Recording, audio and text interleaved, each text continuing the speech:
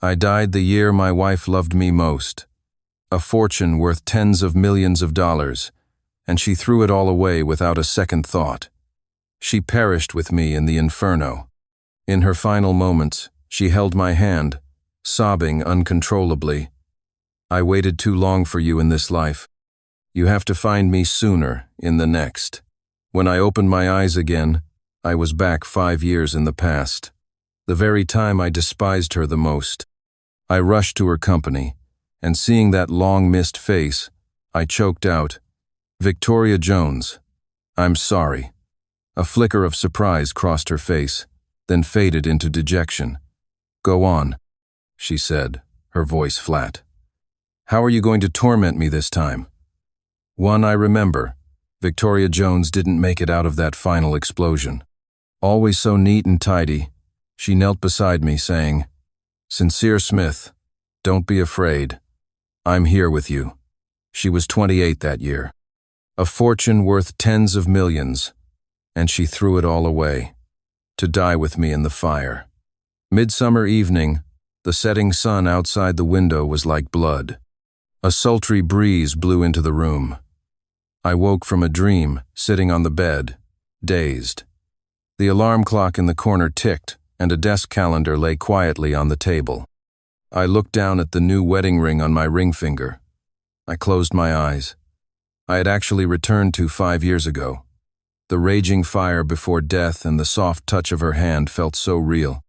Was this a dream or reality? I pinched myself. A dull ache spread from my thigh. The sound of car horns outside startled me out of my muddled thoughts. After the shock, an endless wave of heartache and bitterness washed over me. A man-made misunderstanding had made me hate Victoria Jones for many years. During this time, her competitors used every means to crush her. She could barely breathe. At home, I treated her with extreme coldness. Victoria's parents had died young, and she had no other close relatives. She guarded the company her parents left her, living like that for a good part of her life. Later, the misunderstanding was cleared up. We had a little over half a year of happiness, and even a child. Victoria cherished this child. Always career-focused, she took an extended leave to rest at home after becoming pregnant. But later, she had an accidental miscarriage. Just then, Mrs. Davis, the housekeeper, came in. "Sir, the flowers have arrived. Are you ready to leave?" Mrs. Davis asked as she entered. "What?" My mind was still in a state of confusion. "The flowers. Weren't you going to see Miss Taylor?" "Sophia Taylor." Hearing this name so suddenly, I froze. A loose thread appeared in the tangled mess. So, it was this day. Sophia Taylor was my childhood sweetheart, and a very talented actress. Unfortunately, an accident left her with severe burns all over her body, requiring long-term hospitalization. On this day in my previous life, I went to the hospital with a bouquet of flowers. After celebrating Sophia's birthday and leaving the hospital, I saw Victoria Jones sitting in her car, her expression utterly miserable and pitiful. But I had no intention of explaining anything, nor did I even want to see her. Victoria spotted me, quickly opened the car door, and chased after me. "Sincere, today is my birthday." Her tone held a faint glimmer of hope.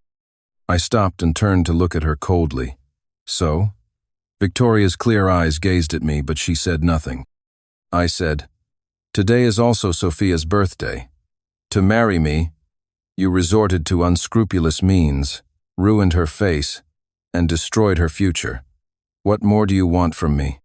Victoria opened her mouth, saying futilely, "It was just an accident." Hearing this, I snorted coldly. If you hadn't invited her that day, she wouldn't be lying in the hospital right now. How do you expect me to believe it was an accident? Victoria fell silent, finally saying, "I'm sorry." From that day on, my relationship with Victoria deteriorated rapidly. A long and agonizing Cold War began. Later, I found out that the accident, which even Victoria believed it to be, was merely a conspiracy by certain people to drive a wedge between us. 3. At this moment, Mrs. Davis, who had returned, interrupted my thoughts. "Sir, I've put your things in the car. If you leave any later, you'll hit traffic."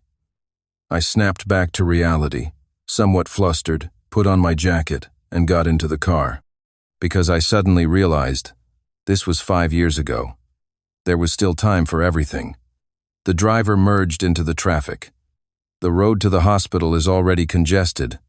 Why don't you call Miss Taylor and ask her to wait?"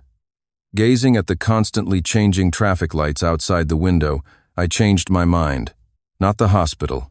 Go to the company. Actually, I didn't have much impression of Victoria Jones's company. When I was younger and hated her, I never came once. Later, when I loved her, she was targeted by enemies, surrounded by danger, and I didn't dare to go find her. So much so that now, standing beneath the towering office buildings, I was somewhat lost.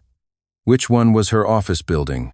Passersby curiously sized me up, holding a huge bouquet, dressed exquisitely, like someone preparing to confess. I uncomfortably took out my phone and brought up Victoria Jones's number. Her full name. 3 words.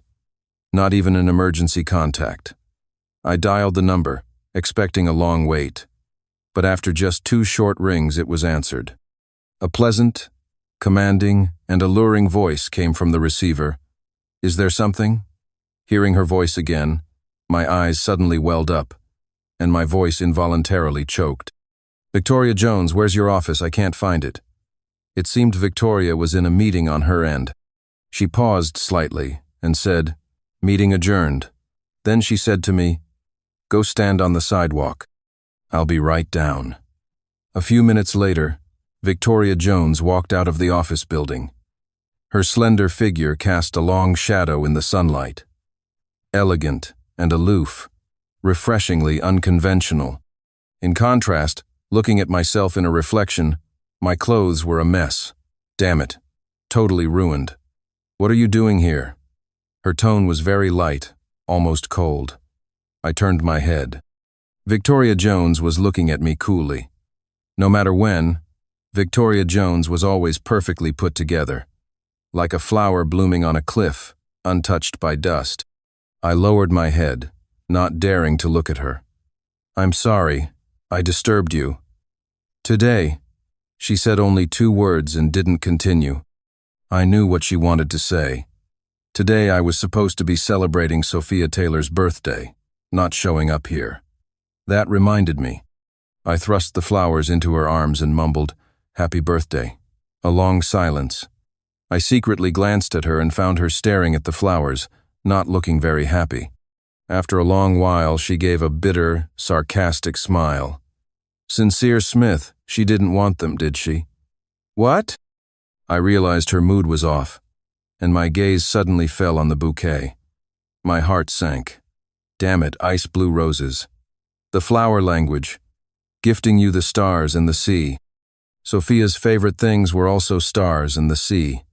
My memory was too chaotic when I woke up. All I could think about was finding Victoria, and I overlooked these details. "I'm sorry, thank you for the birthday present." Victoria's tone was almost stiff. "It's getting late. Let the driver take you home." She turned to leave. I quickly grabbed her wrist. "Wait." Victoria hadn't expected me to do this. She lost her footing and fell backward into my arms. A soft, delicate body, accompanied by a faint, fresh fragrance. Victoria stumbled to her feet, staring at my fingers, silent for a long time. I bit my lip and said stubbornly, "Victoria Jones, I'm not going back." Her expression was desolate. "Sincere Smith, how are you going to torment me this time?" 4. That question was really hard to answer. In my memory, Victoria and I had just gotten married not long ago, and I was constantly picking fights with her. The arguments were almost entirely one-sided on my part. I'd say whatever was most hurtful, even gifts for holidays were chosen specifically to stab her in the heart. I was like the boy who cried wolf. After crying wolf too many times, she no longer believed me. I remembered that in my past life, After the misunderstanding was cleared, my methods were more direct and crude. Just pouncing on her was enough. This woman, who looked so cold and aloof, was surprisingly easy to appease. But this method might not work now. Besides, Victoria had suffered too much torment and injustice, and I wanted to make up for it somehow. After much thought, I said, "Let me treat you to dinner." Victoria lowered her eyes and said coldly, "No need. I still have work tonight." I shamelessly followed her. "Then let's order takeout. I'll get you some longevity noodles." Victoria didn't speak, didn't even acknowledge me. She still clutched that bouquet tightly in her hand. Passing a trash can, I thought she would throw it in without hesitation, but she didn't. I followed her all the way into her office. On her desk was a cold, untouched takeout box. She hadn't even picked up her chopsticks. Was this how she planned to get through the evening? An inexplicable pang of heartache hit me. I opened my phone and ordered longevity noodles for her. Clear broth, low salt, no green onions. Side dishes were tomato beef brisket and a few non-spicy vegetable dishes. In the past, to accommodate me, Victoria always ordered heavily flavored food. It wasn't until later that I learned she had a bad stomach and couldn't eat anything too spicy, oily, or salty. After ordering, I sat on the sofa, not knowing what to say. It seemed whatever I said wouldn't be right. Victoria was unwrapping the flowers, intending to put them in a vase. The ice blue roses stung my eyes. Without thinking, I walked over, snatched them away, and threw them into the trash can. She froze, looking at the bead of blood pricked on her thumb, and sighed wearily. "Sincere Smith, are you done messing around?" "No." I suppressed the frustration in my heart, angry at her for being like a clay doll, without any temper. "We don't want them. You don't like them. I'll buy you something else." Victoria pulled out a tissue, pressed it against the cut, her eyes slightly lowered, and said dejectedly, "Forget it." I ignored her, picked up the trash, and said, "Wait here." Then I hurried out. On a summer evening, the roadside was full of flower vendors. However, compared to the bouquets in flower shops that cost hundreds or even thousands, the quality was somewhat inferior. I ran to several stalls, bought all the red roses, and simply bundled them with cheap wrapping paper. Just then, the takeout arrived, so I carried everything, big and small bags, upstairs. The 19th floor was even quieter than when I first arrived. The few employees working overtime had already left. Only a small lamp was on in Victoria's office. I lightened my steps and pushed the door open. She stood with her back to me, in front of the floor-to-ceiling window, her silhouette lonely. This feeling was like an abandoned stray cat. The heavy bouquet and takeout bumped against the door with a thud. Victoria's back stiffened. She turned abruptly and saw me, almost crushed by the load. She didn't seem to expect me to return. After a brief moment of astonishment, she walked over quickly and took the bouquet with both hands. I let out a breath, sweat on my forehead, but still said with a smile, "For you, I bought all the roses on the street." Victoria's delicate, pretty face showed a momentary blankness. Oh no. It seemed she wasn't quite used to how I was treating her now. Did I really have to? Scold her for it to work? Seeing she was about to go back to her cold takeout box, I let out an ouch. Victoria instantly looked over, and I caught the flicker of nervousness in her eyes. I leaned back on the sofa, chin up, and said impatiently, "Can't you eat something hot? It annoys me to see you eating that cold takeout." Victoria, for the next half hour, my complaints filled the office. "Do you even know how to eat? Can't you see that huge piece of beef? Not eating your vegetables? Still a picky eater at your age? Are you going to slurp those noodles? Or did I buy them for you to just look at?" After my painstaking efforts to encourage her, a steaming bowl of noodles was finished. Afraid Victoria wouldn't have enough, I also added 2 small steamed buns and gave her the osmanthus cake I had brought for myself. If I had to persuade her like this every day, How would I survive? I talked until my mouth was dry. Suddenly, a glass of water was handed to me. Looking up, I saw Victoria staring at me. "Wet your throat before you scold me again." Her expression had softened a lot. Although her eyes were still dull and lifeless, at least the icy defensiveness was gone. I restrained the urge to hug her and said, "Victoria Jones, from now on, let's live a good life together."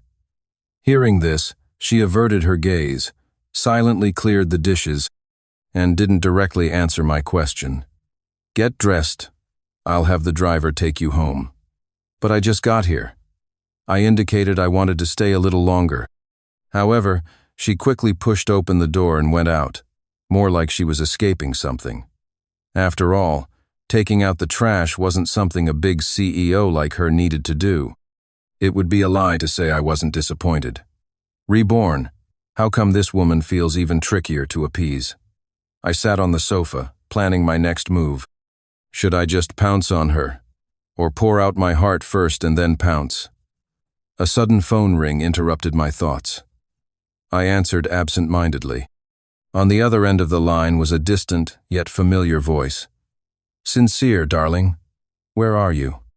My initially joyful mood plummeted to rock bottom as I remembered this person.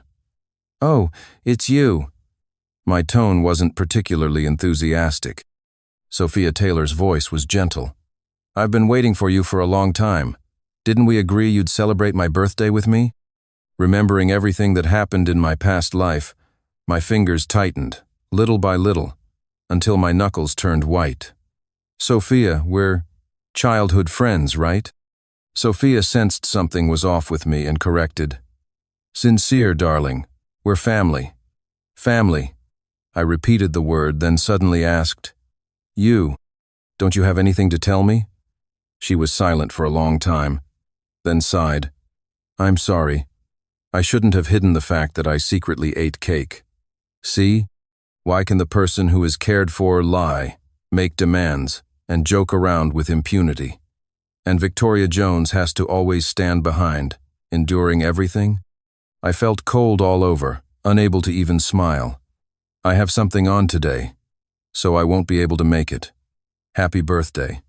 After hanging up, I took a deep breath, my heart heavy. I remembered the call Sophia made to me before I was kidnapped, asking where I was. I fell into deep thought. She was the person I trusted most. But what if, from the very beginning, that explosion was an inside job? Lifting my eyes, I saw Victoria Jones standing at the doorway, her profile hidden in the shadows, her expression unreadable. I hesitated for a long time, then asked, "You heard everything?" "Yes. Let's go." Her voice carried a calmness achieved after great suppression. "The car is downstairs." I opened my mouth, not knowing how to explain what would happen in the future. Afraid she'd think I was crazy. I followed her out the door, a wave of guilt washing over me. Victoria Jones. She merely slowed her pace slightly, but didn't turn back. "That was Sophia on the phone just now," I said quickly. "I did promise to celebrate her birthday yesterday, but today's me is different. I'm from the future." Victoria stopped abruptly, turned around, her beautiful eyes glinting with ice. "Enough." She closed her eyes, composing herself, and said, "Today's meal was delicious, and I'm very happy you could spend my birthday with me." I stared at her intently, seeing the pain buried deep in her eyes. Victoria's lips were pale, and each word seemed to tremble out from someone in extreme pain. "So, in the end, you're going to find Sophia. I accept that. Because this is the price. In my past life, Victoria once told me that back then, every bit of kindness I showed her had to be exchanged for even more pain. So she never dared to hope for anything, and was always prepared for me to leave at any moment. These words now were like a knife plunged into my heart, twisting and causing me agony. On this day in my past life, when I wasn't around, her dinner was a cold, untouched takeout box. No one wished her a happy birthday. That's why she went to wait for me at the hospital entrance. Victoria just wanted to hear me say, "Happy birthday." But I told her to mind her own business and stay as far away from me as possible. The belated truth crushed me, making it hard to breathe. She averted her gaze. "I'm sorry, I misspoke. It's getting dark. If you're going to the hospital, hurry." I suddenly grabbed Victoria's hand, forcefully intertwining our fingers. Her whole body stiffened, but she didn't pull away. Instead, she asked in a low, hoarse voice, "Sincere Smith, what are you trying to do?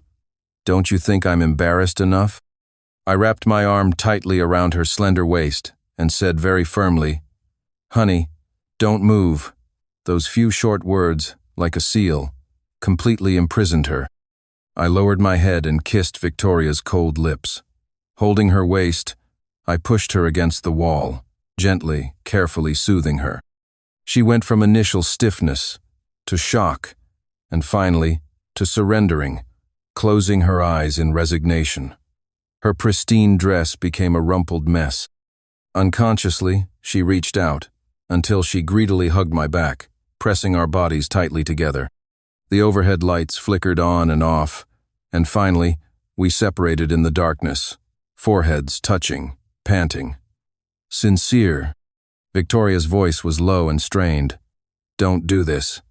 You don't like it?" "No." She was silent for a long time before saying, "Don't tempt me. While I still have my senses, go find her. You'd be willing?" I gently blew a breath by her ear. "Not jealous? Not angry? Willing to let me kiss someone else?" Victoria seemed provoked, suddenly lifting her head to cover my mouth with hers. The corner of my lips twitched up, but what happened next was a bit beyond my control. "Victoria Jones." I suddenly became alert. Hey, what are you doing? I mean, let's do this at home." I only heard her commanding voice, leaving no room for doubt. "I gave you a chance. You didn't leave. Now the chance is gone." With that, she pushed me down onto the sofa. 5, I thought. Given Victoria's personality, she wouldn't do anything too outrageous. But I forgot. In my past life, she was a madwoman willing to die for love. Deep down, there was a bit of wildness in her. Things exceeded my expectations. Victoria's weak pleas were smothered between our lips. "Sincere, have some pity on me." I gritted my teeth, holding her tightly, my nose stinging. "Victoria Jones, I've even thought of names for our child. I'd thought about it for a long time in my past life, but never told her." "Sincere, don't say it," she whispered, her voice hoarse. "You don't believe me?" What answered me was endless silence. She was probably afraid to hope that we could have a child. I said, "A boy and a girl. I'll leave the nicknames to you." Little did she know, the person who had just regained her sanity was once again drawn into an uncontrollable vortex. The door closed gently. The wind lingered outside the floor-to-ceiling windows. The moonlight was clear and bright. On the other side of the door, soft whispers. Later that night, I joked that I didn't want her anymore. Victoria wordlessly hugged me and asked, "If not me, who do you want?" She asked very seriously. I blushed and replied, "Anyone but you." She buried her head. "It's not up to you." In my dreams that night, there was Victoria's entanglement, and also the raging fire from my past life. I lay in a pool of blood, explosives strapped to my body. Victoria rushed into the fire, holding me, her whole body trembling. I saw her crying, and could only weakly lift my hand to push her away. "Go away. Victoria Jones, I told you to go away. Don't touch me, I beg you." The dream was shattered by the sound of crying. The warm sensation vanished in an instant. I fell back into darkness, eyes snapping open, my cheeks wet and hot. I had been dreaming. After coming to my senses, I realized I had pushed Victoria to the edge of the bed. From her expression, I had been talking in my sleep. She handed me a tissue but remained seated at a distance. Her fingertips also avoided my touch. My heart sank. She still misunderstood. Victoria Jones. I tried to speak. I was dreaming just now. She was listening to me very intently. I was in a huge fire, with explosives strapped to me, and you wanted to die with me. So, that's why I shouted those words. Don't misunderstand. Victoria's eyes only lit up briefly, as if she understood something, then returned to a dead stillness. Okay, I believe you. After speaking, she tucked me in, picked up her pillow, and walked out. Victoria Jones, I called after her, speaking to her retreating back. You're lying. She didn't say anything. Fine, go then. I sat on the bed, with no intention of explaining. No wonder they say young people are stubborn. Victoria, 5 years younger, was set in her ways, not as endearing as in her past life. After a long silence, the bed behind me dipped. Victoria sighed. Sleep. I want to sleep holding you. She obediently snuggled into my arms. The night was still long, but I stared into the boundless darkness, no longer sleepy.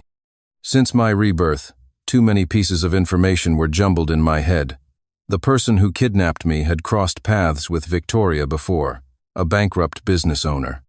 The accident that happened to Sophia Taylor back then was actually a scheme by my uncle, Marcus Smith, to drive a wedge between Victoria and me. These were all things I learned in the last year of my previous life. My whereabouts had always been well protected, but I was still kidnapped in the end. How did the other party find out? The only possibility was that call Sophia made to me. Including the last moment before I died, Victoria had said, "Thank you, Sophia. Without her, I wouldn't have found you." One is often blind when personally involved. Looking back now, Sophia, my childhood friend whom I trusted most and had known for over a decade. What role did she play in all this? Due to insomnia last night, I felt a bit groggy the next morning. I slept in until the afternoon. She had clearly anticipated I might wake up hungry. Lunch was neatly arranged on the table. The room was extremely tidy, everything in perfect order. After a quick wash, I ate breakfast and went to Victoria's study. It was quiet. The computer was on a video conference. The setting sun slanted in, casting a soft halo of light through the floor-to-ceiling window, falling on Victoria's exquisitely cold face. It nicely neutralized the inherent coldness and detachment she carried. My heart fluttered. She really was more and more pleasing to the eye. Victoria's perception had always been sharp. She looked up almost the instant I opened the door. Seeing what I was wearing, she suddenly froze. I coughed lightly a few times, feeling awkward, and sat down opposite Victoria. Opening my phone, I found Sophia had called me 5 times and sent over a dozen text messages, all late at night. At that time, I must have been barely conscious but wasn't woken by the ringing. Could it be? I stared thoughtfully at Victoria. Her gaze was focused, seemingly unaware of my presence. Just keep pretending. I crossed my legs, dangling them just within her peripheral vision. Victoria's voice suddenly faltered, and after a brief pause, "That's all for today."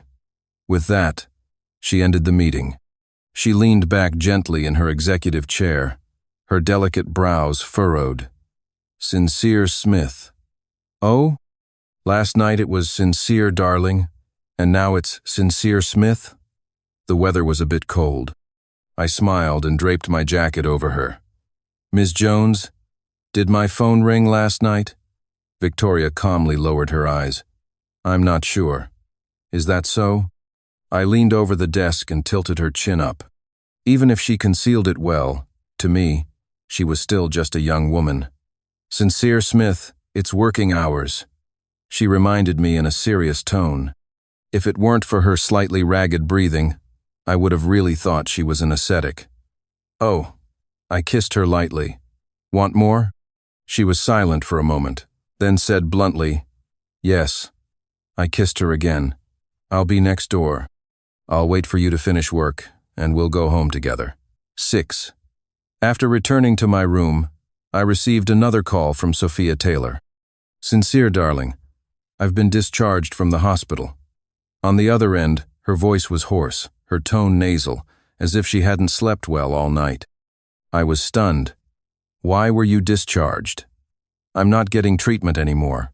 Her voice was low. "If it can't be fixed, I choose to give up. I want to live a quiet life with you." I frowned, my voice turning slightly cold.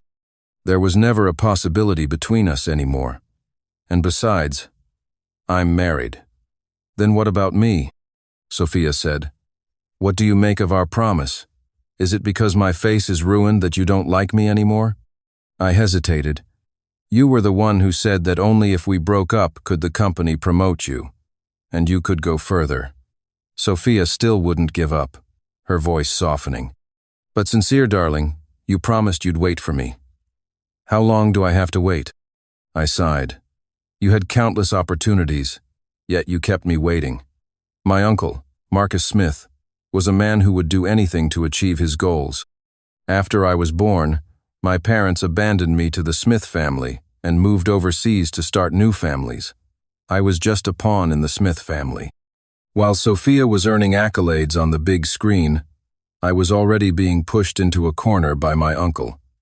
That night, I called her all night, but she hung up on me. The next day, watching her on screen first kiss, I accepted my uncle's proposal, disheartened.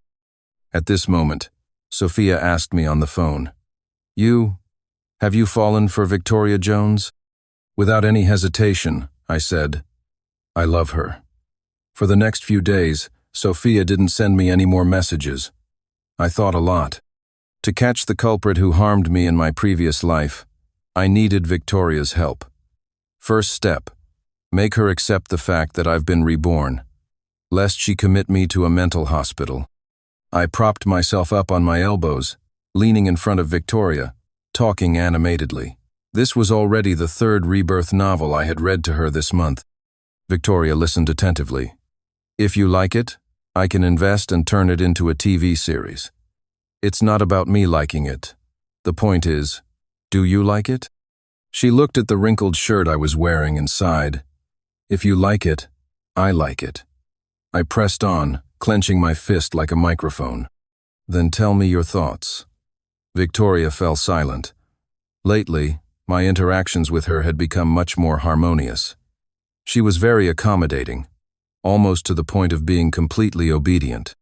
But there was always this feeling of a barrier between us. "Victoria Jones." I pulled my stool closer, sat in front of her, my expression serious. "I think it's time to tell you." She put down her chopsticks, assuming an air of attentive listening. "Go on."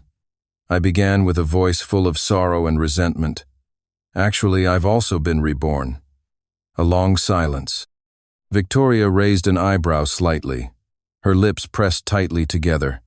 She wanted to laugh. I pointed at her. "I knew you wouldn't believe me." "Continue, sincere, darling."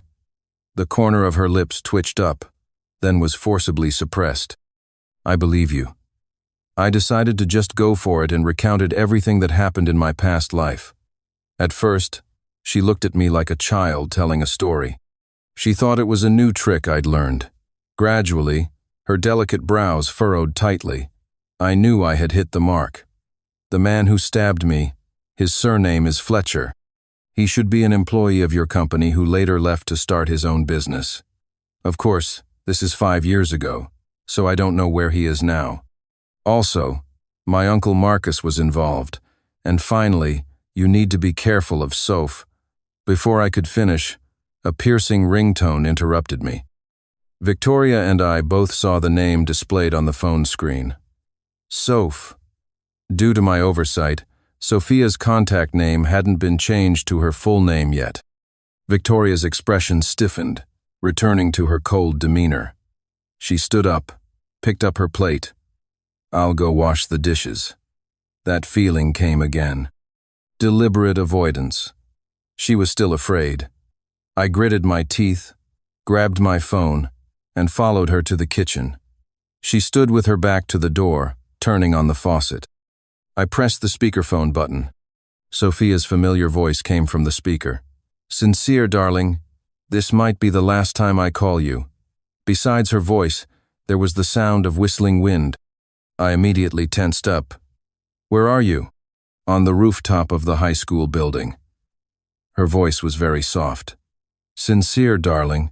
Do you remember? The day my parents left me. You said the Smith family didn't truly care for you either, and that we could be family from then on. When I was 18, I wanted to jump from the rooftop, but you stopped me." Her voice was very soft, tinged with some regret. "Now, you don't want me anymore. I feel like there's no reason to live. Sophia, don't be impulsive." My mind buzzed. I turned, grabbed my clothes, and put them on. "Wait for me, I'll be right there." After hanging up, I turned my head and found Victoria still standing by the sink, her back to me. It was as if she hadn't heard anything, only the sound of water gushing. I got anxious and rushed in. "Hey, are you stupid? Why aren't you changing your clothes?" She stumbled as I pulled her, her gentle eyes staring at me in astonishment. "Change clothes? It's not appropriate for me to go alone. I'm married." I impatiently took out my phone, speaking rapidly. "Victoria Jones, I'll give you 10 seconds to take off your apron. I'm calling the police right now. That girl Sophia is crazy. The students haven't even finished their evening self-study. What does she think she's doing jumping in front of everyone?" "I'm changed." Victoria was already standing neatly at the door. I froze. "You're pretty fast." The police had already arrived at the scene and told me not to have any further contact with Sophia. With this sliver of hope, she wouldn't do anything dangerous for the time being. And this time was just enough to evacuate the students from the school. We quickly arrived at the scene. On the rooftop, the wind was strong. It couldn't disperse the summer heat. The campus was deathly silent. The police were 5 meters away from Sophia, not daring to approach. A police officer pulled me onto the rooftop. "Mr. Smith, she insists on seeing you. Stall for us for a while. Rescue personnel will be here soon." I glanced at Victoria. She was stopped outside the cordon, nodding at me. I took a deep breath, climbed the steps, and called out, "Sophia." The figure sitting on the edge of the rooftop moved and turned around, revealing a scarred profile. "Sincere, darling, you're here." Looking at her, I felt a daze. It seemed like a long time since I had last seen her.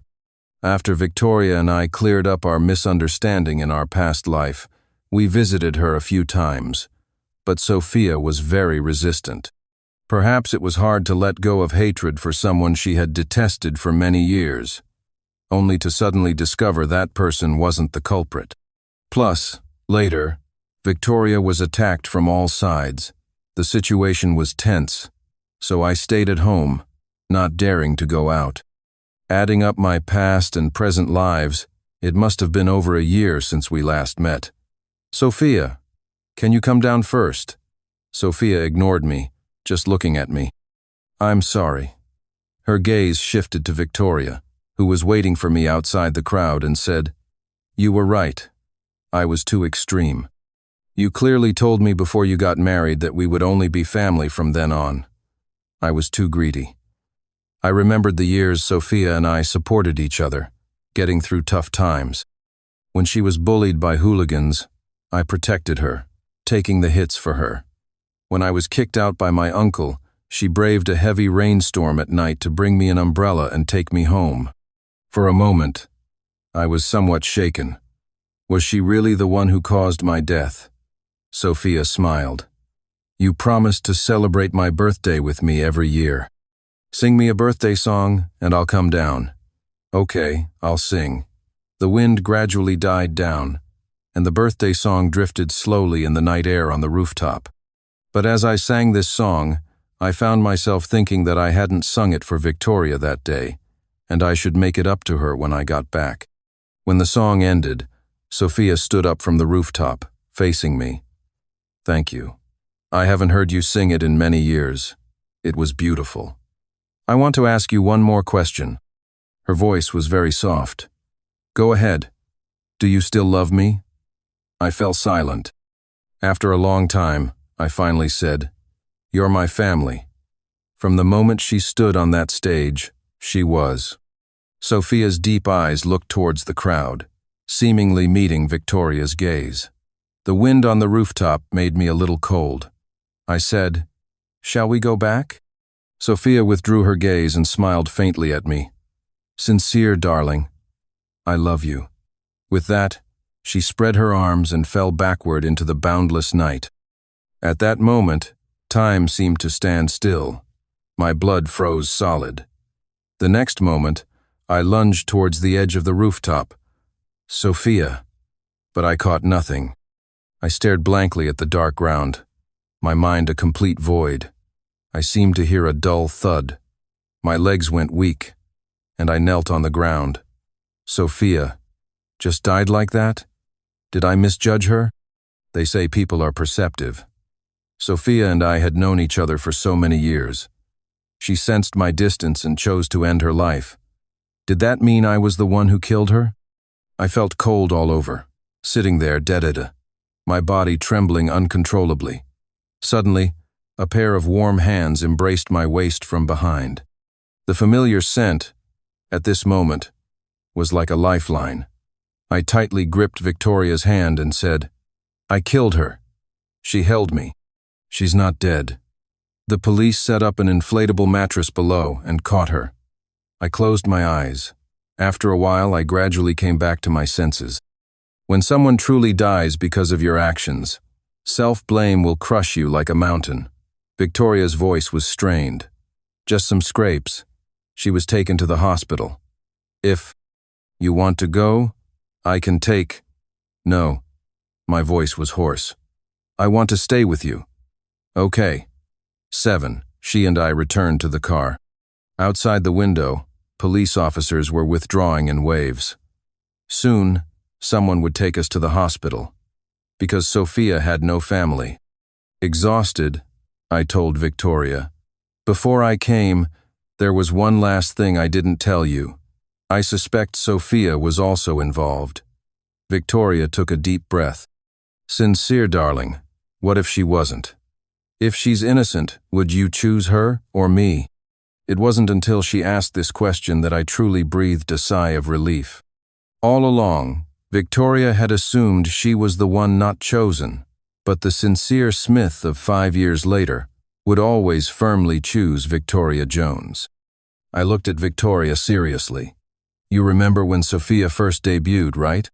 "Yes." "We didn't know each other then. At that time, I had already broken up with Sophia. If I had to describe my feelings for Sophia, it seemed very complicated. We had endured a chaotic youth together, stepping into a cruel society.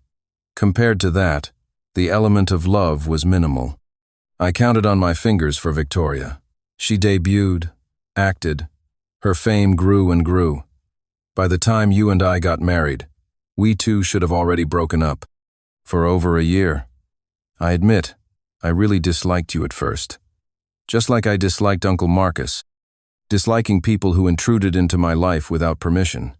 It just so happened that Sophia had a car accident on her way to dinner with investors, and the driver was one of your people.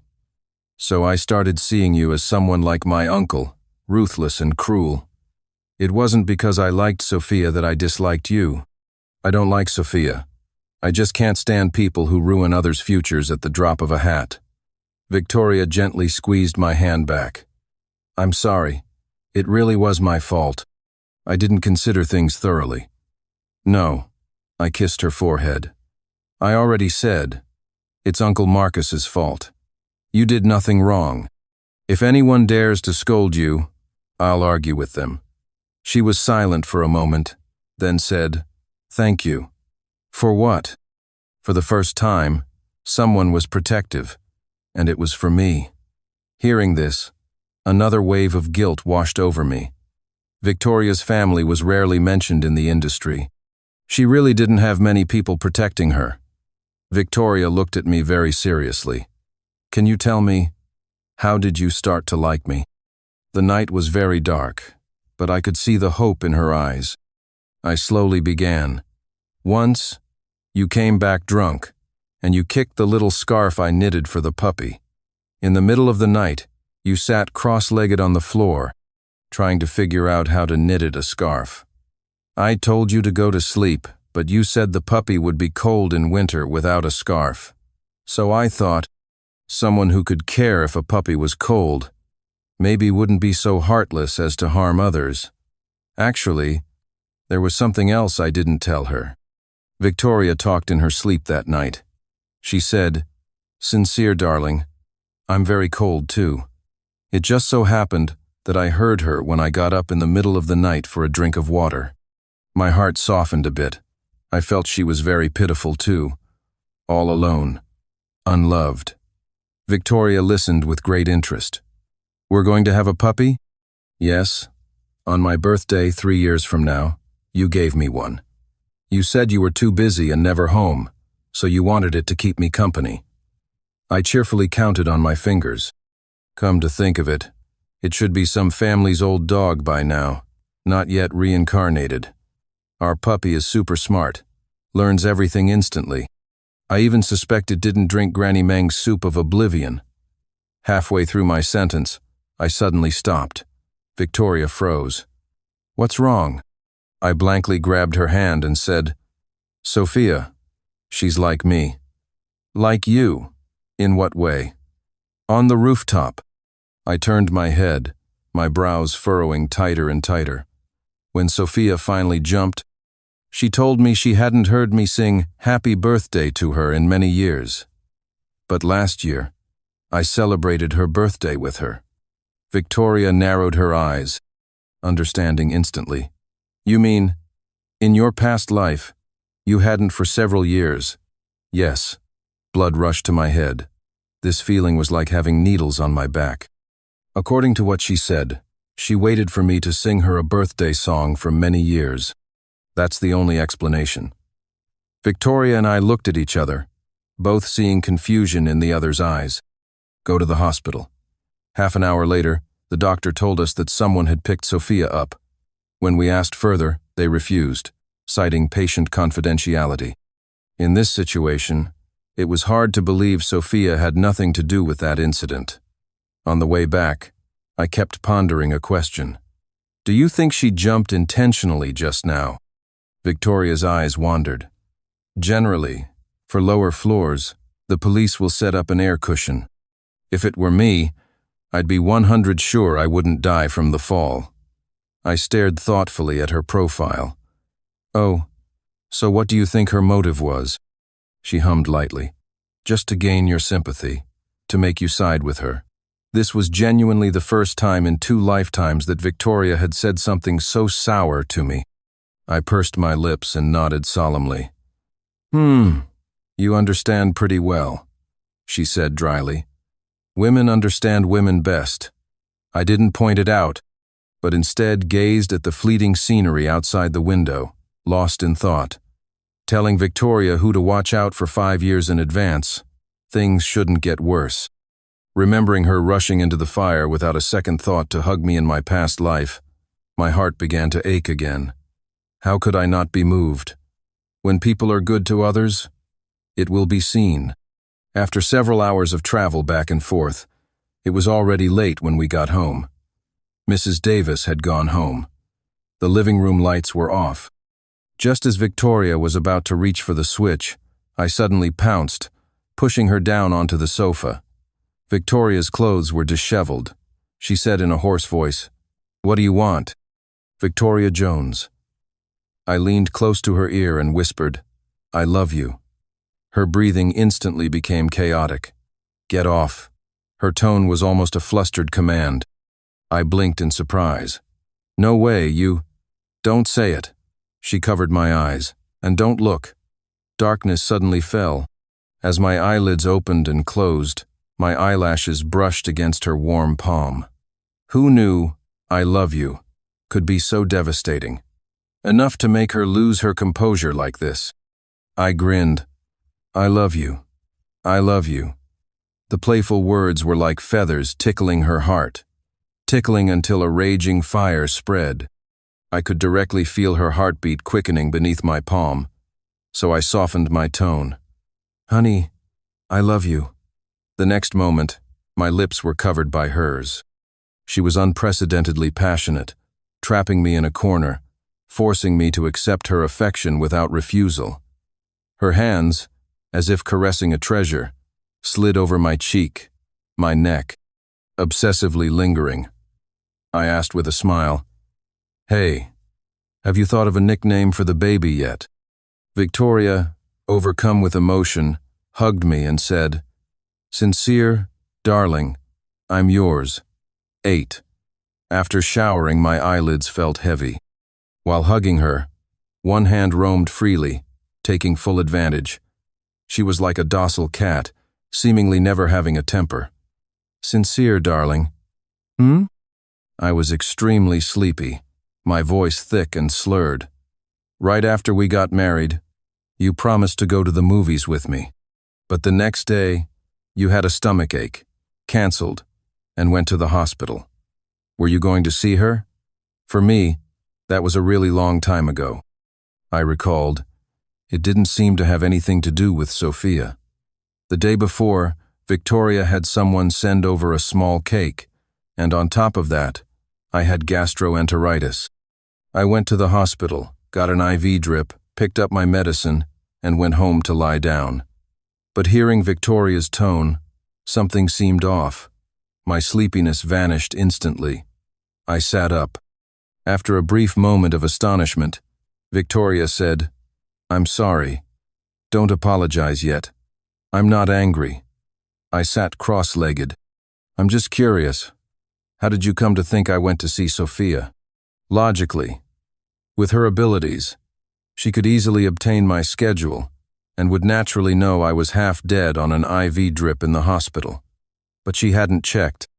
After a short silence, Victoria confessed honestly, "I can see Sophia's social media feed. Doesn't she rarely post on her feed?" Our eyes met. Both saw confusion in the other's eyes. Victoria took out her phone and handed it to me. I eagerly tapped on Sophia's profile picture. The moment I saw the content of her feed, my mind buzzed. August 9th, lunar calendar. Today, Sincere Darling said he'd celebrate my birthday. Thankful for my love. August honest, lunar calendar. Tasted food Sincere Darling cooked himself. Still the same old taste. I frantically scrolled back, until 6 months ago, to that one post. The movie is out, waiting for Sincere Darling to come. That was the day I had gastroenteritis. Yet, when I opened my phone, Sophia's feed was completely empty.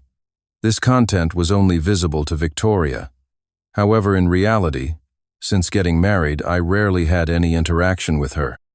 At most, when the hospital called for payment, or when the doctor needed to adjust her treatment plan, I would show up. I truly treated her like an old friend, but she, behind my back, hurt my loved one time and time again. My head ached with anger. And you believed it? There wasn't even a single picture of me in there. Victoria lowered her eyes, staring at the empty feed on my phone, something slowly lighting up in her eyes. Sincere Darling, I didn't dare not to believe. She repeatedly opened and closed it, as if confirming something, or perhaps it was just an unconscious action after suddenly seeing the light. I was afraid if I had someone investigate, I'd get news of you and her actually sitting in the cinema. If that were the case, I'd rather not know. I was both angry and heartbroken. You could have just asked me. Halfway through, I suddenly stopped. Yes, she didn't dare to ask. Back then, I would lash out at her with harsh words at the slightest provocation. The answer she would have gotten probably wouldn't have been much better than what she imagined herself. I was wrong. I hugged my aggrieved little wife, my eyes stinging. I'm sorry, I'll never lose my temper with you again. She chuckled softly. I'll never be angry with you. Just don't say you don't want me anymore. That night, the last bit of estrangement between us vanished. 9. I suspect Victoria has a bit of a masochistic streak. She feels uneasy if a day goes by without being scolded. One morning in early autumn, I exploded again. Victoria Jones, are you trying to work yourself to death at the company so I can present you with a banner for dedicated employee? On the phone, Victoria's sexy voice was covered with a thick layer of huskiness, slightly nasal, as she laughed. I can still hold on. Late last night, she had a high fever, her body burning hot. I called the family doctor, who prescribed fever-reducing medicine. Half coaxing, half forcing, I fed it to her, then brought a small basin and wiped her body down. By the time dawn was breaking, the fever had subsided. I wrote down a light diet plan for Mrs. Davis, so Victoria could eat it when she woke up. Who knew, when I opened my eyes at 10, she had gone to work. Perhaps due to the shadow of my past life, I paid extra attention to her safety. After a simple breakfast, I took the congee Mrs. Davis made and hurried to her company. The moment the secretary saw me, she stood up nervously. Jones is in her office and cannot see visitors. It's okay, I'll just wait a bit. With that, I sat down on the sofa by the door and played on my phone. Gradually, I heard Victoria talking to someone. Her tone was unprecedentedly cold and sharp. I gave you a chance. You didn't seize it yourself. Jones, you're clearly setting me up to make a mistake. Victoria chuckled lightly. So what? You're being unreasonable. I'm a businesswoman, profit-driven. I never reason with people. I rested my chin on my hand, listening intently, but the secretary was about to die of fright. The door was suddenly flung open, and an angry middle-aged man rushed out. As he left, he inadvertently met my gaze. I froze. Mr. Fletcher. Wasn't he the culprit who stabbed me in my past life? Could Victoria have already started taking action? 10 years ahead of schedule, truly a woman of action. The secretary was sweating profusely, shouting at the top of her lungs, "Ms. Jones, your husband is here." I came back to my senses, picked up the food container, and walked in. Victoria sat by the window, her white shirt spotless, smiling gently at me. I'll be back at noon. I placed the lunchbox on her desk with a thud and sat down opposite her. That man just now, he's the one I told you about last time, the one who stabbed me. A layer of ice coated Victoria's beautiful eyes. She simply said, "Leave it to me," then buried her head and ate earnestly. The timing was perfect. The congee was still warm. She truly had excellent upbringing. Even eating was a delightful sight. Seeing me still staring at her, Victoria paused. "Do you want to eat with me?" "Yes." Under her astonished gaze, I leaned in and kissed her lips. A bowl of congee was thus devoured. She blushed and shot me a reproachful glance. After being entangled for so many years in past and present lives, it was only recently that I felt like we were truly in love. Time flew by, and in the blink of an eye, it was late autumn. Sophia seemed to have disappeared from my life. Her phone number was disconnected, cutting off all contact. Occasionally, when I saw high school students leaving school, I would still think of the past. But my intuition told me that things wouldn't end so simply. Victoria became very busy, leaving early and returning late. Sometimes, I would think of my past life. She was like this back then, too, with endless things to do.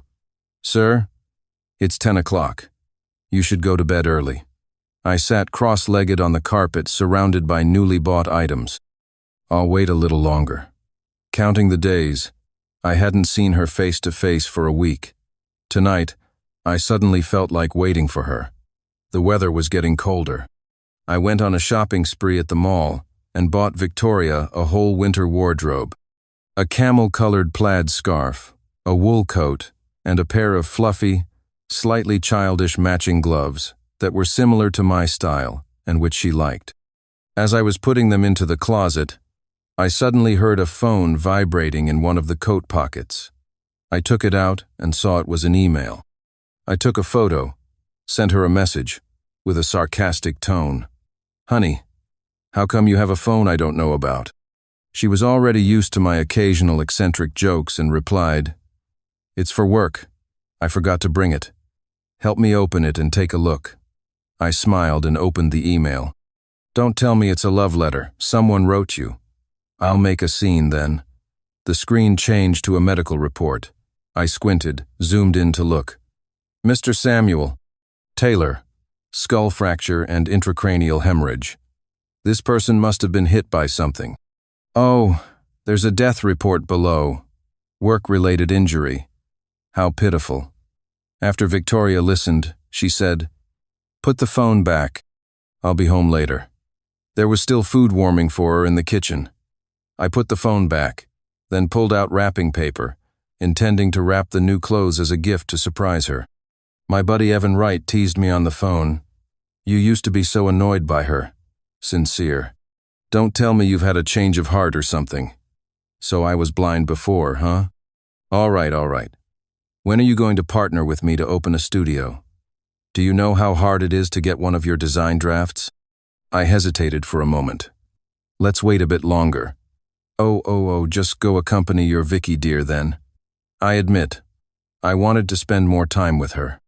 If I relived this life and nothing changed, we would eventually die together. That would truly mean living each day as if it were one less. Victoria came home right on time. Only a small lamp was left on for her in the living room. The casserole pot was still warm. She pounced into my arms like a cat. "Sincere, darling." I helplessly held her. "Hold on tight, don't fall. Go to the bedroom. I have a gift for you." In the middle of the bedroom was a huge, awkwardly wrapped gift box. "This is a make-up birthday gift for you. Open it and see." Victoria lowered her eyes, a hint of surprise in them, and said, "Sincere, darling." "Thank you." Her hand rested on the gift box, hesitating for a long time. "There's something I want to discuss with you. Go on." She hesitated, then finally said, "We might have to separate for a while." I was stunned for a few seconds. When it sank in, I slowly, word by word, confirmed, "You want to divorce me?" A struggle flashed in Victoria's eyes. Just as she was about to speak, I shot up. "I understand. I'll go pack my things." "Sincere Smith." Victoria grabbed me. "Please, listen to me patiently, okay?" Tears were about to well up in her eyes. "You need to act in a play with me." "What play?" Mr. Samuel Taylor was Sophia Taylor's father. Victoria got straight to the point. "The email you saw just now said her father died in an accident at a construction site. That project, many years ago, was a collaboration between your uncle Marcus and my father. I suddenly remembered that day when I went to the rooftop to find Sophia. She stood there, the wind blowing her white shirt, like a billowing white sail. I called out, 'Sophia, what are you doing?' She turned, her delicate face filled with despair. 'My family is dead. I have no family anymore.' At that time, shocked by her family's tragedy, I carefully moved closer and handed her an ice pop. 'I don't have a family either. What do you think of me?' 'You?' 'Yeah, look. This is where they locked me in the bathroom and beat me. My uncle Marcus only scolds me for causing trouble for him. He won't care about me.' Sophia looked down at my bruised arm, took the ice pop, jumped down from the ledge, and asked, 'What's your uncle's name?' 'Marcus Smith.' Sophia slowly raised her eyes. 'Marcus Smith? The Marcus Smith from the Smith Group?' 'Yes.' She looked at my face with an unprecedentedly serious gaze and said, 'Don't worry. We'll be family from now on.' 10. Lost in memories. It was only years later that I suddenly understood the meaning of that gaze. Perhaps, just before learning my uncle's name, Sophia genuinely wanted to consider me family. But my connection to the Smith family could give her an opening for revenge. She spent many years telling me that family would never betray, and if family was harmed, it had to be repaid 1,000-fold. But initially, her promise was woven from lies. Victoria said, "Sincere, darling, I can see that Sophia likes you. You said in your past life you were killed by someone, and Sophia had a hand in it. Perhaps it was because you chose me. I don't dare to keep you tied to me, to gamble. You don't have much involvement with the Smith family. Sophia should know that. So, as long as you leave me, I'll bear all future dangers alone. I slowly shook my head. Impossible. I'm not getting a divorce. Do you know, in our past life, we even had a child, and I never even got to tell you. Victoria choked. Really? Really? If I can't even protect my own wife and child, what kind of man am I?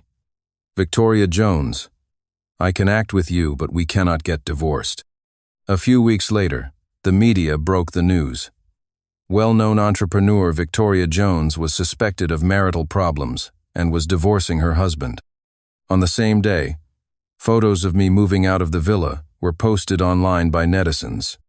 My buddy Evan Wright watched me carry large and small bags into his apartment, overjoyed. Money bags? You finally figured it out and decided to go into business with me? Yeah, I said with a cold face. A woman's heart is an ocean of secrets. Hey, just a few days ago it was, Vicky dear, tell me what happened. Facing his gossipy, shining eyes, I said dejectedly, she smeared jam on my bedsheets. That's it? That's it, divorced. So what are your plans for the future? Live on my own. On the third day, I received a call from Uncle Marcus.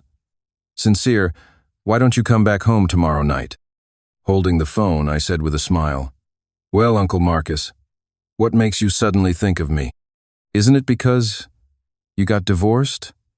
The family can't just watch you suffer outside. We're having a party, so we can help you look around for someone new. You're quite well informed. Just tell me if you're coming or not. I'll be there on time. After hanging up, my buddy looked at me worriedly. Didn't you cut ties with your parents long ago? What does their family business have to do with you? Blood is thicker than water. Even if I don't go looking for trouble, some people are always thinking of harming me. That evening, dressed in a suit, I pushed open the doors of the Smith family mansion. The banquet hall was filled with clinking glasses and cheerful chatter. As soon as I entered, all eyes focused on me, and people began to whisper, "Is this the young master of the Smith family? He doesn't seem to have much presence. Hey, his parents don't care about him. Who do you expect to? Why don't you let your daughter try? If she latches onto the Smith family, she can save herself a dozen years of struggle. Get lost." I moved through the crowd. Around a corner, I heard a familiar voice. It's been a while. Following the voice, I saw Victoria Jones holding a wine glass, standing in the crowd, smiling and chatting. She was always dazzling. Hearing about her divorce, many bosses flocked to her, surrounding her layer by layer. She must be thrilled. People noticed me, and the conversation died down. Jones, perhaps you'd like to catch up first. Victoria glanced at me indifferently, then looked away. No need. We have nothing to do with each other anymore. I casually took a glass of champagne from a waiter and walked over. Passersby automatically made way, afraid we would start a fight and they'd get caught in the crossfire. Victoria's sparkling gaze fell on me, lingered for a moment, and for a second, she forgot her lines. I smiled and said, "Just saying hello. Ms. Jones doesn't mind, does she?" Only then did she snap back to reality, looking at me with reluctance, and said, "I don't mind." I put down my glass, turned, and left, pushing open the terrace doors, wanting some fresh air. Who knew there was already someone on the terrace, and someone I knew? Sophia Taylor. She leaned against the railing, her scarred face hidden in the shadows, only her beautiful half-face visible. "Sincere, darling. Long time no see." I stopped in my tracks. "Long time no see." She chuckled lightly. "Why so distant with me?" I tried to ease my tension, took a deep breath. "Why would you think that? I haven't even asked you yet. Where have you been? You blocked my number, didn't you? You've gotten bold." I playfully patted her shoulder, just like before. Suddenly, the light from outside the door was blocked. I glanced sideways. Victoria was casually leaning against the window frame, looking over coolly. Sophia was completely pushed into the darkness. I went for surgery. Surgery? She leaned forward slightly, and the dim light illuminated her face. The originally burned skin had been mostly repaired. Look closely. Am I the same as before? I stared at her blankly for a long moment, then said, the same. I took a step back, creating distance. I'm happy for you, really. The door was suddenly pushed open, and Uncle Marcus came in with a group of guests. Come, let me introduce everyone. My nephew, Sincere Smith, and this young lady next to him is Sophia Taylor, a newly signed actress with our company. They've known each other since they were very young. This banquet, actually, I also wanted to help these two settle their lifelong matters. The crowd buzzed around, guests offering compliments. They surrounded Sophia and me, making it impossible to move. I frowned. Uncle Marcus, I don't want to yet. Sophia linked her arm with mine and said with a smile, Don't worry, Uncle Marcus. I'll take good care of Sincere, darling, in the future. I struggled a bit and found her grip surprisingly strong, like a tenacious octopus. Fortunately, after a brief half-minute, she let go of me and chatted effortlessly with the guests. My feelings were complicated. After Sophia finished her pleasantries, I asked, When did you get involved with my uncle? Sophia leisurely smoothed her hair. Only by gaining the Smith family's approval can I marry you. I originally had other plans, but your divorce saved me a lot of trouble. I looked at her face, finding her terrifyingly unfamiliar. Sophia smiled. What? Don't you recognize me? Do you feel that I'm not quite the Sophia you had in mind? Before, I thought Sophia's smile was bright and sunny, that we were from the same world. But now, it seemed I was mistaken. She advanced step by step, forcing me to retreat. Finally, my back was against the glass door. Sincere, darling, this is who I really am. She forced a smile, which looked somewhat dunning in the dim light. Originally, I shouldn't have spared you either, but I love you. As long as you come back, we can be like before. You wouldn't want to die with Victoria Jones like in your past life, would you? It really was her. I gritted my teeth, my hand falling on the doorknob behind me. With a gentle push, the door opened. The light, melodious violin music from the banquet floated in. The light instantly brightened. Sophia, this time, I won't let you succeed. It wasn't until I walked into the crowd that I realized I was drenched in a cold sweat. I slowly leaned against the staircase and, following my memory, went up to the second floor. At the end of the hallway was the room I used to live in. I wanted to go in and rest. Almost as soon as I pushed open the door, I was pounced upon and thrown onto the bed by a soft, delicate body. A familiar fragrance wafted over, and Victoria's soft, commanding voice whispered into my ear, tinged with a hint of alcohol. Where did she touch you? Shoulder.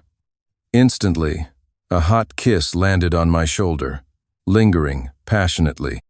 Victoria said nothing, patiently and meticulously kissing away the previous touch, replacing it with her brand, finally finding my lips, nibbling at them bit by bit. In the darkness, I kissed her. After a long time, I whispered, Are you jealous? A whole vat of it. Victoria's voice was heavy. No one else is allowed to touch you. No one. With that, she was about to bite my shoulder. Hey, I pushed her away. We have to go downstairs later. What would it look like with a bite mark on my shoulder? Seeing Victoria frown, clearly unconvinced, I said, They'll just say that I seamlessly moved on to Sophia right after my divorce. Do you want to hear such gossip? She was silent for a moment. No. Then control yourself a little. I stroked her hair. Sophia has teamed up with my uncle, and she's even guessed my situation and is prepared for your plans. Are you confident? Sincere, darling.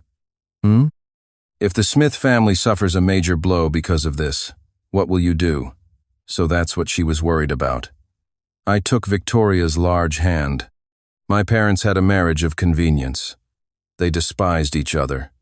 The year I was born, they dumped me with my uncle and moved overseas. Uncle Marcus used me as a tool to gain power for the family. If it weren't for you, I might have died an unnatural death. So, don't worry about me. I hooked her ring finger, noticing she had put her wedding ring back on at some point. A warmth spread through my heart. If the Smith family really falls, it's because my uncle did something despicable. He deserves it. 11. For the next few months, I returned to a normal life. After all, since adulthood, I hadn't taken a penny from the Smith family, relying entirely on my own work study to get by, and I had achieved some success in design. Except for being forcibly called back by Uncle Marcus to arrange a blind date with Sophia, my life was relatively peaceful. Evan Wright was extremely dissatisfied with this. "You've already cut ties? Why do you still have to be so obedient?" I didn't explain. Sophia knew my situation. As long as I didn't comply with her wishes, she would incite Uncle Marcus to cause trouble for Victoria. Before Victoria could bring them both down, I had to keep things stable. Besides, Sophia gave me the choice of a dating location. I chose a bustling downtown area during the day, which was relatively safe. Evan loved watching TV. Lately, Victoria often appeared on financial news channels. He cursed every time he saw her. "Sincere, you have to let me vet your second wife." He held the remote, shaking like he had Parkinson's, pointing at Victoria's face, his voice cracking. "A woman like that, you can tell at a glance she's no good. If I let you marry her, I'll eat my own crap standing on my head." I looked up from a pile of design drafts and said with difficulty, "Buddy, don't speak so definitively. You should always leave yourself a way out." "Fine, I'll eat it with you." Due to Evan's strong opposition, I even had to meet Victoria secretly. Deep winter, a heavy snow had just fallen. I wore a thick sweater, carrying a trash bag, and emerged from the corridor. Victoria's car was parked downstairs. It was very cold, but she stood outside the car waiting for me. She wore the wool coat I bought her and the scarf I bought her. "Come here." I beckoned. She skipped over and joyfully threw herself into my arms. I quickly soothed her. "Keep your voice down. Let's go to the car." "What's wrong?" "My buddy. He now thinks you're the ultimate femme fatale." Like a thief, I pulled her into the car. The car lights went out, and darkness enveloped us. Only a distant streetlight cast a patch of light and shadow on the white snow. I was wrapped in a thick down jacket. After fumbling for a while, I pulled a lollipop from my pocket. "For you." Victoria smiled and carefully accepted my gift. "I have so many already." "You don't like it?" I reached out to take it back, but she quickly snatched it away. "Thank you. I like it very much." Actually, she and I didn't have many common topics, but we always had endless things to say. I smiled and leaned against her. "My buddy said, if I dare to marry someone like you for my second marriage, he'll what?" Those words were too vulgar. I was too embarrassed to say them, and just glossed over it. "Anyway, something very disgusting will happen." I sighed. "I can already imagine him beating me up." Victoria laughed out loud and took my hand. "Why don't you find someone else?" "Victoria Jones," I shoved her. "What nonsense are you talking about?" She lowered her eyes and silently held my hand.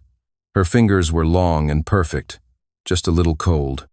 "I don't know what's been going on lately, but I keep having nightmares. Every time, I dream of Victoria saying she wants me to live well on my own." "Sincere, darling, I mean if..." She paused. "One day I suddenly separated from you." Before she could finish, I interrupted her. "We won't separate." I kissed her hair, sighed. "Never, ever separate."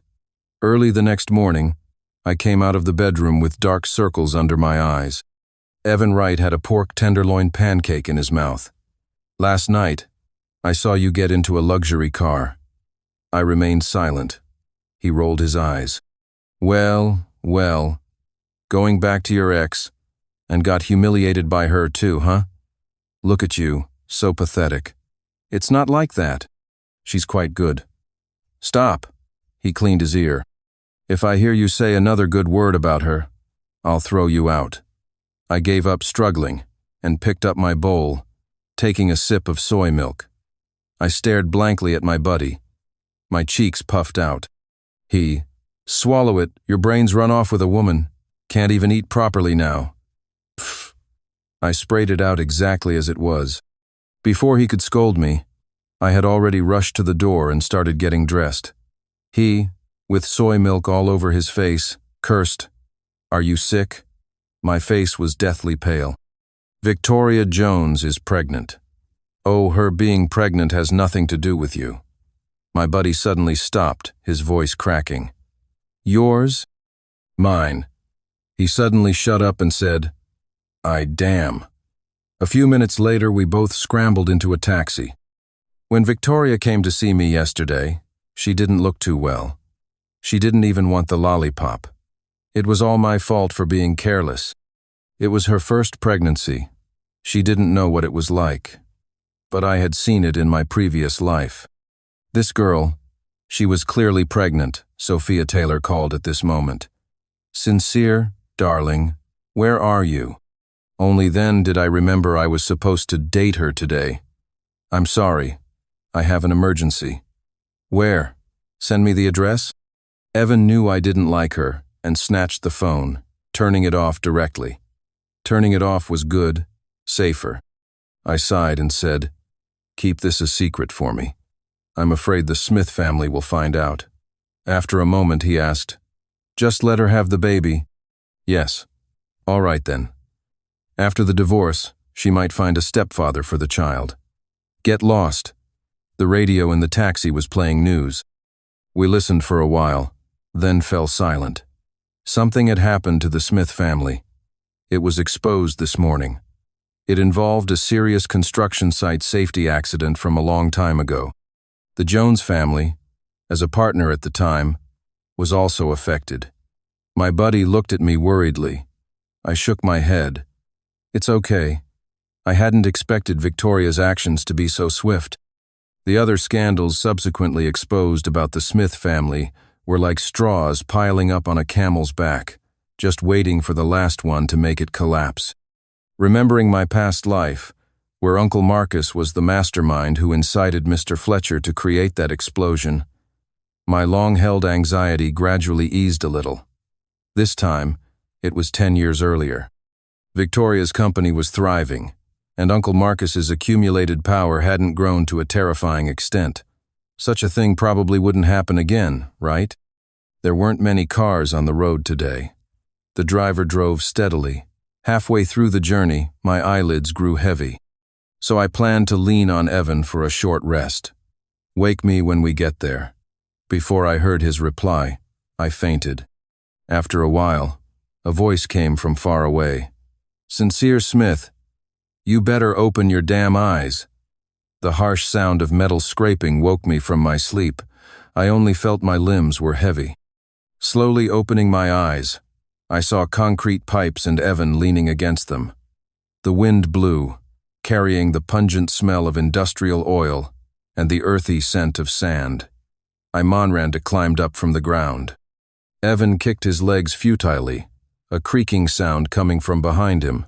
Oh my God. Thank heavens, hurry. Untie me. Realizing he and I were in an unfamiliar place and had been tied up, I quickly walked over, squatted down, and saw the thick hemp rope binding him. Familiar memories flooded back. I suddenly looked up, scanned my surroundings, and cold sweat instantly dripped down. Wasn't this the abandoned factory where I died an untimely death in my previous life? The rope was tied in a dead knot, impossible to untie, only to be abraded. The creaking sound of steel bars echoed throughout the building. Evan cursed. Daring to kidnap me, I see they don't want to live anymore. After rubbing the rope for a long time, it didn't seem to get any thinner. He leaned weakly against the stone slab. Sincere, Stop struggling. They tied me up, not you. It means their target is my family. While no one's around, you should run and call the police." I smiled bitterly. "I'm sorry. I'm afraid I've implicated you this time." "What do you mean?" Before he finished speaking, Sophia's voice suddenly came from behind. "Your buddy is really noisy." Evan craned his neck to look. I quickly covered his eyes, turned back, and stared at Sophia. "He doesn't know anything. Let him go." Evan couldn't hold back first. "Damn you. I'm telling you straight. My surname is Wright, from the Wright family. You dare tie me up? If my old man finds out, you'll be in deep trouble." After hearing this, Sophia's face darkened. I said, "You heard him. Our business doesn't need to involve the Wright family. Evan's parents were in politics, and his brother was a police officer. He had been fearless since childhood. If anything really happened to him, no one would survive." Sophia tossed me a utility knife. "Cut the rope, don't you move. Otherwise, no one gets out of here alive." I hurriedly picked it up and freed Evan from the ropes. "Don't look at anything. Go home and stay there." Evan frowned and asked in a low voice, "Is this a trap? If I get out, I'm definitely calling the police." "Calling the police is good too," I said in a low voice. "But I feel like, at their wits' end, they're no longer afraid of the police." Remembering the explosion in my past life, I gave my buddy a push. "One less is one less." He squeezed my shoulder. "Sincere, you have to wait for me. I'll get the police to save you." With that, he rushed out without looking back. In the empty surroundings, only Sophia and I remained. She took my hand and pulled me to the window. "Let's see who's here." Downstairs, a delicate figure was being held at gunpoint by Uncle Marcus. I recognized Victoria at a glance, and my heart clenched.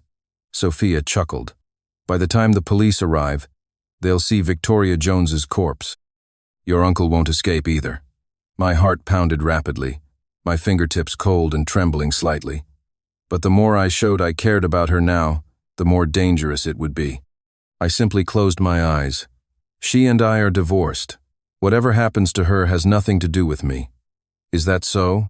Sophia looked coldly at the scene downstairs and said, "Uncle Marcus, shoot one of her legs." Bang! After a gunshot, dark red blood seeped from Victoria's thigh. She had already knelt on one leg, looking up in our direction, her face pale. "Sophia, I'm here." "Let him go." Sophia ignored her and said to me, "Sincere, darling, are you happy?" I was ice cold all over, unable to utter a word. "Uncle Marcus, the second one." I suddenly grabbed her hand, trembling. "Don't. I beg you." Sophia's smile vanished abruptly, her fingers turning white from clenching them so tightly.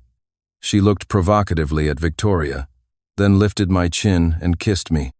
I wanted to dodge, but she said, "Do you want Victoria Jones to die?" I froze. Sophia pressed her lips tightly against mine, rubbing. Nausea rose from my stomach. "Do it," Sophia commanded coldly. A sudden gunshot downstairs. My mind went blank. I scrambled to the window. Victoria Jones. The image I imagined of her lying in a pool of blood didn't appear. It was Uncle Marcus. He was shot in the back, lying on the ground. Blood was dripping from Victoria's left hand. Not far away, a team of armed police was swarming in, quickly surrounding the area. Sophia's expression changed. She suddenly pointed her gun at me and retreated behind a concrete pillar on the second floor.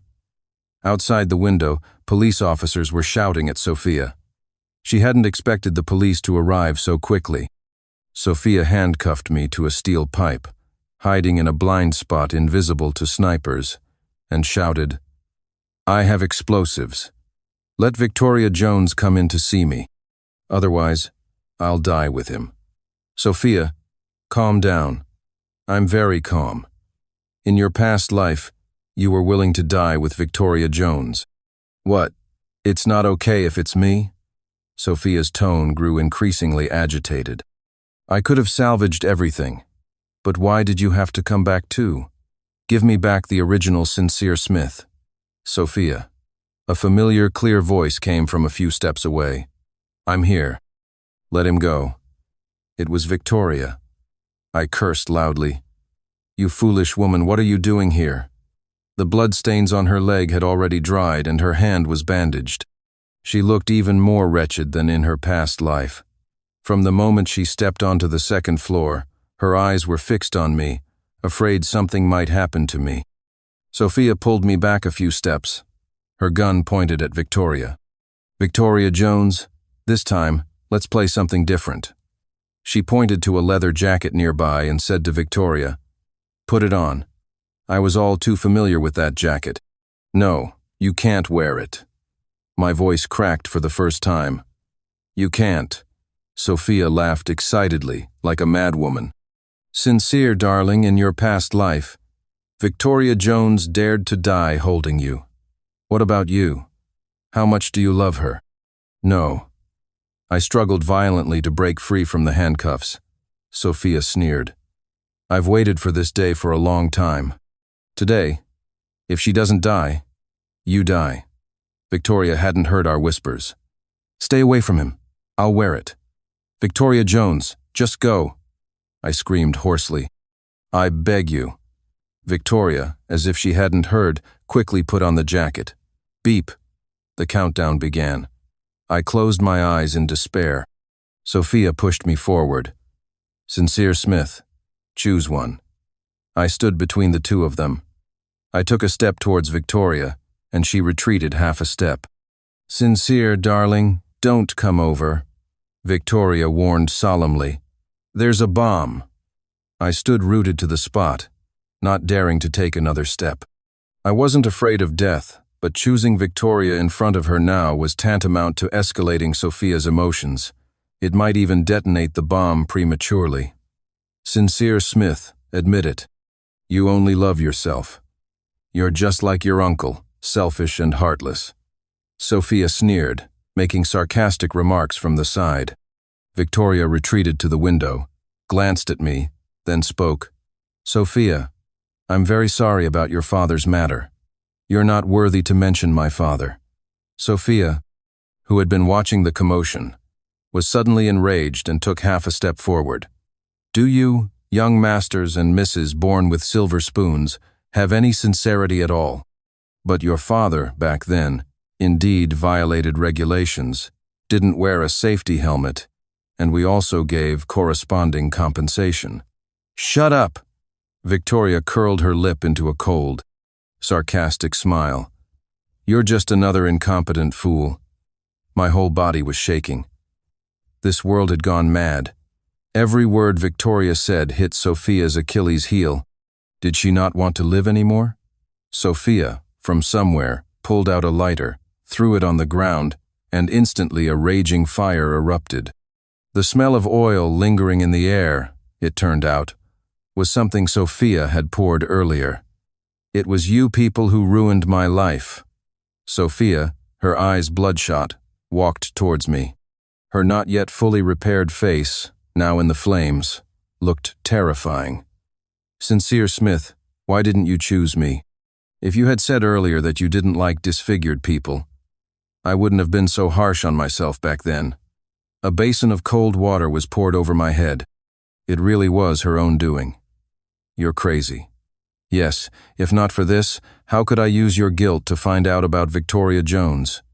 Sophia had laid low for many years, finally tearing off her gentle facade, revealing her paranoid and crazy side.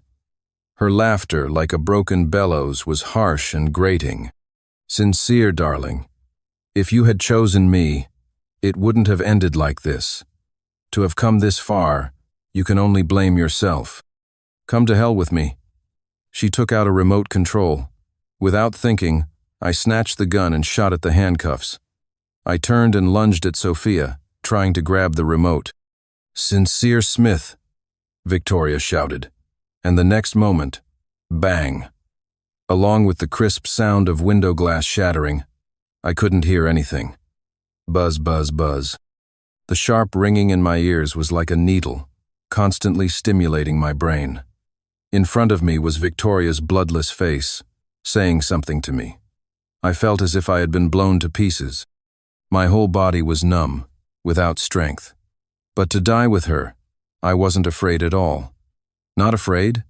Then why am I crying? The deafness was only momentary. The next second, a deafening roar of voices, like an atomic bomb, suddenly poured into my ears. Suspect has been neutralized. Body found on the second floor of the abandoned factory. Team 1 reports, detonation device intact. Hostage safety confirmed. No other suspicious explosives found on site. Fire is raging. Notify relevant personnel to evacuate with hostage as soon as possible. I was being supported by someone. As I left, I looked back and saw Sophia lying on the ground, facing me, dead. The cold air dispelled the smell of smoke and dust from my nostrils. Police sirens wailed one after another. Red and blue lights intertwined, reflecting the setting sun. Evan's cursing voice, at this moment, sounded like heavenly music. It's the damn 21st century society ruled by law. How many waves of crackdowns on vice and crime have there been? And they're still playing with explosives. Every single one of you outlaws. You'll all be locked up, sentenced to life, sentenced to death. One bullet will blow your brains out so your own mother won't recognize you. Bro, they're all caught. Don't let them off. All right, go check on Sincere. Leave the rest to us. Evan spotted me kneeling in the snow at once and yelled, Sincere, get up, see how your wife and child are doing. Victoria, who was next to me cooperating with the police to dismantle the bomb, suddenly blushed. I walked straight towards her. I picked up Victoria, who had just had the bomb removed, and walked expressionlessly towards the car. Hey, who do you think you are? Not even saying hello. Bang. The car door slam cut off Evan's protest. I stared at her grimly. Victoria shrank into the corner. Don't be like this, I'm scared. You knew to be scared and still came. Did you think this was a game of hit the deck? I unleashed a torrent of scolding. Victoria's tears came out immediately. That was a bomb. I was furious, veins popping on my forehead. What if Sophia had pressed it? She closed her eyes and fell into my arms. Oh no. I fainted from fear. I choked, took a deep breath, the veins on my forehead throbbing. At this moment, I finally noticed her hands were trembling. I'm sorry. My tone was bad just now. I held her tightly, trying my best to even out my voice. Thank goodness, we were both still alive. Are your wounds all bandaged? She asked. She had been wearing a bulletproof vest, and Uncle Marcus's aim was off, so she only had some scrapes. It was me who was covered in wounds. Yes. I don't believe you. Let me see. I didn't know whether to laugh or cry. It's near my thigh. She buried her head and started pulling at my pants. We're an old married couple. What are you shy about? Evan's voice came muffled through the glass. What are you two doing? He yanked open the car door. Light poured in. Victoria was kneeling on either side of my thighs, her hands on my belt, half undone. Evan, holding his phone, stared at us expressionlessly for 3 seconds, then suddenly slammed the door shut. By the way, a dog was abused. Do you guys handle that? I'm looking for the Animal Protection Society. 12. When Victoria and I had our makeup wedding, Evan Wright sat at the main table. He didn't seem to eat much. When it was time for toasts, Victoria said gracefully, I used to hear Sincere, darling, talk about you all the time. He said if his second marriage was still to me, something bad might happen. Stared at by her probing gaze, he remembered his bold words. If his second marriage is still to her, I'll eat my own crap standing on my head. He looked at me. I looked at him. Speechless. I had just mentioned it casually. Who knew Victoria had such a good memory? Evan smiled and raised his glass. Well, that's all in the past. I'll make a toast. To the two of you, may you live a long and happy life together. Victoria smiled slightly. Thank you. After the toast, I muttered, That's all in the past. Why did you bring it up? She smiled. I was curious. Really curious? Yes. I hesitated for a long time, then suddenly grinned. Lean over, I'll tell you secretly. I held her and whispered in her ear for a while. Victoria covered her ears, as if she had heard something embarrassing. I laughed until my stomach hurt. What if he really did that, and dragged me to eat with him? Would you still want your face? Ha ha ha ha ha! My cheerful laughter echoed throughout the hall. Victoria just looked at me, her eyes so gentle they could melt stone. After the wedding banquet, guests could enjoy themselves at the seaside resort. In the evening, Victoria changed out of her wedding dress into loose clothes, wearing a straw hat with a frayed brim, and skipped happily on the beach. Before, you always said you wanted me to come to the seaside with you, but we never did. Before, you mean? Victoria was puzzled. Oh, I mean the you from 5 years in the future. I blurted out. Victoria frowned. A bit old. Not old at all. I smacked my lips as if savoring a memory. Even more charming. That night, as soon as I entered the bedroom, I was apprehended. A dangerous aura approached from behind. Click! I was locked up. Victoria's cool voice was tinged with desire. Does she understand you as well as I do? I froze, suddenly realizing why she had been acting strangely all day. She was jealous. I burst out laughing. Hey you. Victoria's eyes were like hooks, her gaze seductive. Sincere, darling? Do you like me or her? You don't say that. You're still speaking up for her? That voice clearly indicated the jealousy pot had tipped over. No, I said, wanting to cry but having no tears. If you remember this sentence 5 years from now, are you going to interrogate me again? Victoria paused, then said seriously, In principle, yes. You two are competing. Why am I the one suffering? She turned a deaf ear, looking expressionlessly at my reflection in the mirror. I really want her to see. I covered my face in shame. Don't say it. Victoria kissed me, whispering irresistibly, Sincere, darling. You're mine. The night deepened. Moonlight passed through the window gauze, falling on her profile. Victoria was already asleep. I gently touched her face, a warmth spreading through my heart. In my past life, I held Victoria's hand countless times, sighing, if only we had gotten together sooner. For 5 whole years, we lived like 2 tormented strangers. During those 5 years, I think, my heart must have been moved too. In the dead of night, when she quietly covered me with a blanket, there was a moment I wanted to hold her tight and say, Let's make up. But Sophia's accident had long become a thorn in my heart. Those stirrings that even I was unwilling to admit, whenever they arose, the thorn would pierce deeply into my heart, reminding me that Victoria had harmed my family, perhaps because it had been suppressed for so long. When the misunderstanding was cleared, love surged forth, allowing me to experience a brief yet romantic period of passionate love. I liked her for longer than I myself thought. Sincere, darling. Why are you awake? Victoria's voice was still hoarse from sleep. I cupped her face, leaned in, and placed a very light kiss on her lips. I love you. Beneath my palm, Victoria's heart began to race again. This woman, still so easily flustered. I love you too. She caught my retreating lips, taking the lead, deepening the kiss. I was overwhelmed by her sudden passion. Hey, you. What's wrong? I just had a dream. Victoria opened her eyes, some unreadable emotions hidden within them. I dreamed of our past life. I held my breath. Really? Yes. She held me, as if looking at a treasure. Sincere Smith, I'm so glad we have another chance to start over. The night was still long, the moonlight shy, the wind tender.